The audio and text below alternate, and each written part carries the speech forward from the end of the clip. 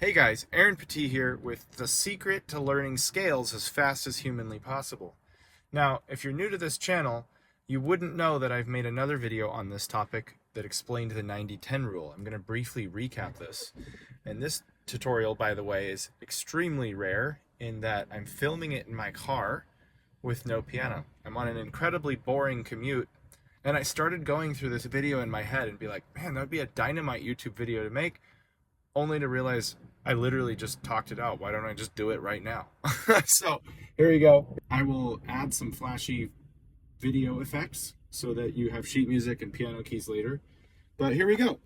So the 90-10 principle states that when you reach 90% in the skill that you're learning right now, you need to abandon it. Stop altogether so that you can go to a harder skill and reach 90% in that. It means don't ever get 100% good at something because the last 10% takes far too long. Now, since I already made another video on this, I'm not going to explain it any more in depth right now. I'm going to make this video more about how to implement that, especially in regards to scales. So before you think, oh, I'm a fairly good intermediate level player and I can almost approach Bach, well-tempered clavier, and Beethoven sonatas, this video doesn't help me. Don't click off yet, because this is going to start from the ground up, but it's also going to go to the fully advanced professional pianist level. What I mean by that is the details are less important than the system I'm about to teach you. So you have to learn the system even in the advanced first lesson stage. I want you to go back to your first lesson as if you've never learned a scale and track with me on how I would teach learning it. That's going to show you the same strategy to practice and have a blueprint to then reach your personal next level. So we're going to go through all of that. This video will probably be about 15 minutes in order to achieve all of that. So let's dive in. You want to start with the most base level skill, and that means only one potential problem is involved in the equation. You're first learning a scale. You've just learned that it's C major is C, D, E, F to start off, and that the fingering is 1, 2, 3, 1. The first challenge is crossing the thumb under and getting it onto the F. This is probably a new maneuver for you if you're beginner, and so therefore that's going to pose a problem.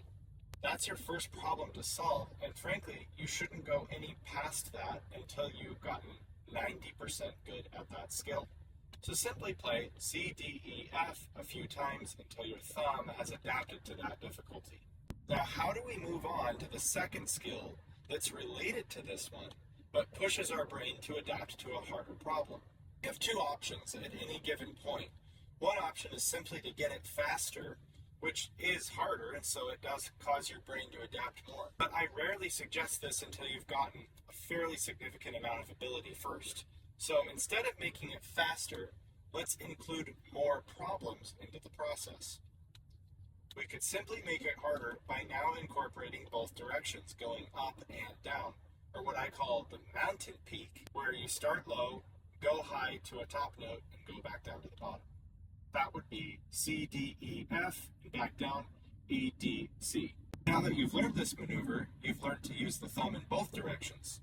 We could make that slightly harder by starting at the top, going to the bottom, and coming back. In this case, we have more of a canyon shape. So we've gone from just getting to the F, to getting there and coming back, to now reversing to the direction. That's 3 individual skills that have each gotten slightly harder than the last. Next step would be to go to the G, which is harder simply because there's an extra note, and we now have to move the second finger to a new position, not just the thumb. Previously, we were just moving the thumb, which caused our mind to only think of one problem. But by moving the 2, we're thinking of 2 problems, so this is a significant jump in skill.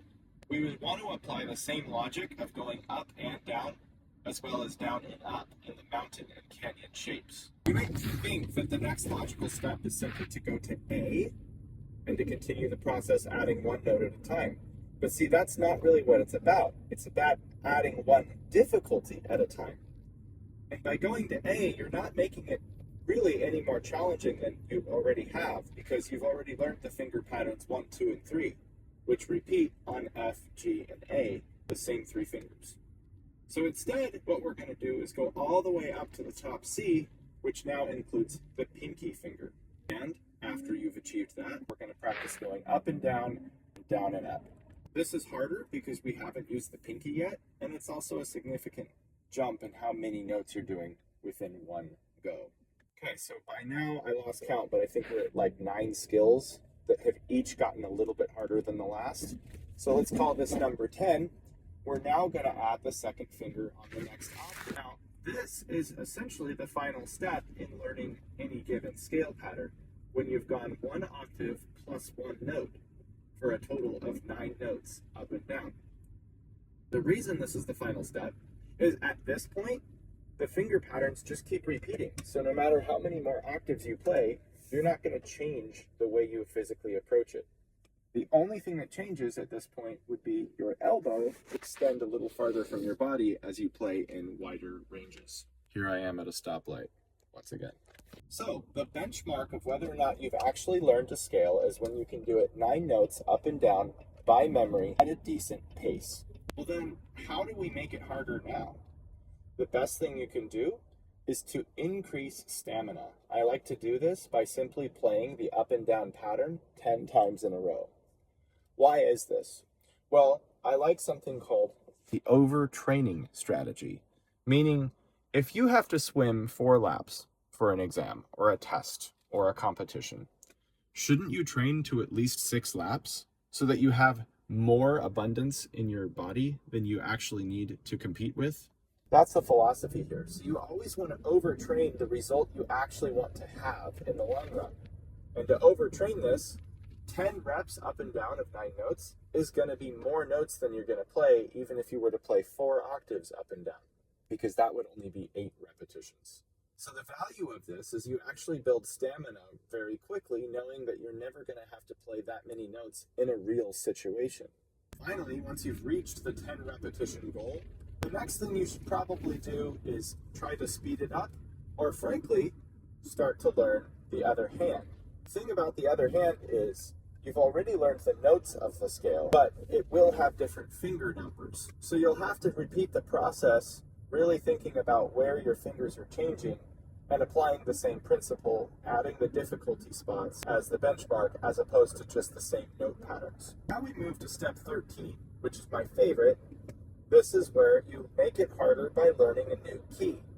Most people completely miss this, and it's an amateur mistake I've seen happen over and over with so many musicians. They'll practice one scale for a whole week, or even multiple weeks. The main issue with this is that when you get too comfortable with something you have learned, your brain actually starts to tune it out. So you actually stop learning that skill, and you think, why is it harder than it was yesterday? The solution then is to spend no more than 2 days on one key of one scale. 1 day to learn it, 1 day to review it and polish it a little bit. When you do this, you can learn all 12 major scales and all 12 natural minor scales in just 48 days, meaning that you could know every scale in under 2 months. That's a significant accomplishment considering that I personally didn't learn all my scales until I had played for almost 2 years. Plus, the idea of shifting to a new key when you've just barely learned the one you're on is exactly going along with the 90-10 principle. In that, when you can play C major fairly well with both hands, in order to make it harder, you add a black key, which would be a new key altogether. In this way, you take the same skills you've developed, but now apply it to a new pattern, which breaks just enough of the physical learned memory you have to cause you to focus in again, learn it in a deeper understanding. Now, I haven't mentioned this yet, but I personally would not try to put hands together with the scales until I have learned all 24. This is because hands together is too big of a jump to go right when you're still learning them in the first place. So we learn all the keys hands separately with the 9 notes up and down in 10 repetitions at a fairly decent speed.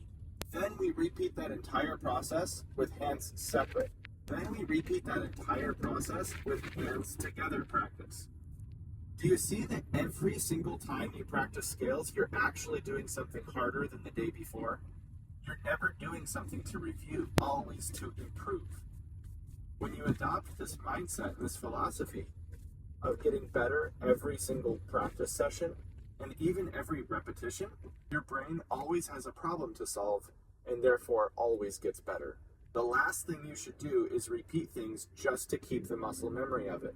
That doesn't take anyone to a higher level at a great speed. In fact, it's the main habit of why amateurs never reach a professional level of playing. Regardless of how much they practice, they don't learn this tip, which doesn't allow the quality of their playing to increase the way it should. I really can't look if this bridge is in picture, so maybe it is, maybe it's not, but it's a really cool bridge in Portland. The way you get things hands together is actually the subject of another video that I don't have time to get into right now. But I have made a few things on it before. One of them was called Points of Choreography, and it's probably my oldest video on YouTube. So I'll try to link it in the description if you want to check it out. I also plan to do an in-depth video on how to put hands together in the coming months. So perhaps by the time you watch this, it will already be out. In any case, where do we go from here?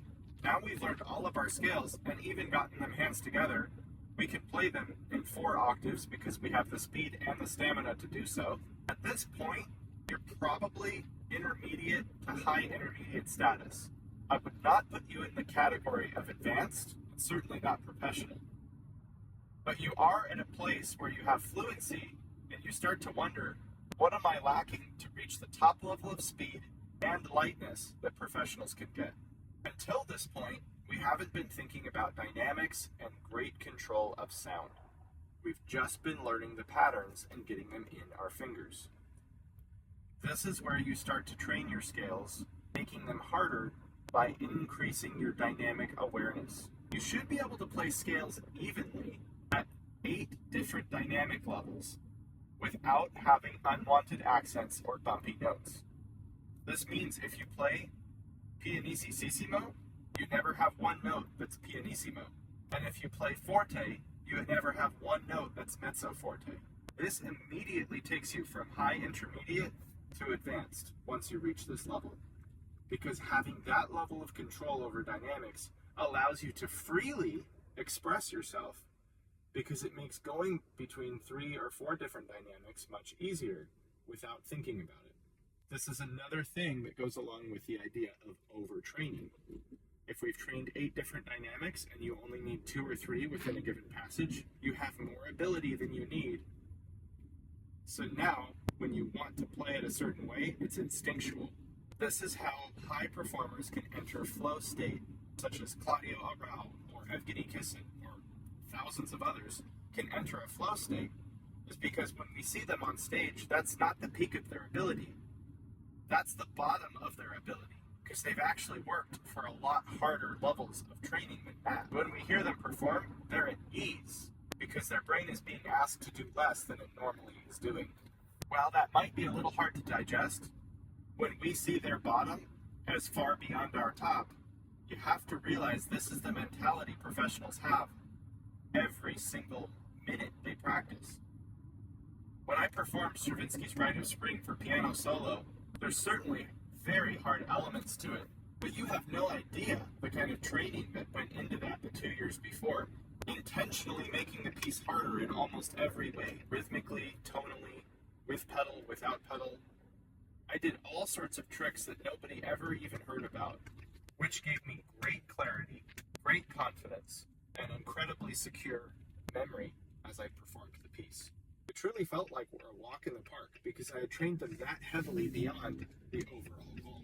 And that performance, by the way, was when I was just 19 years old and had only played the piano for 7 years total. There are many professionals that have played 3 times longer than I had at that point and not reached that level, simply because they didn't learn these strategies until later in life.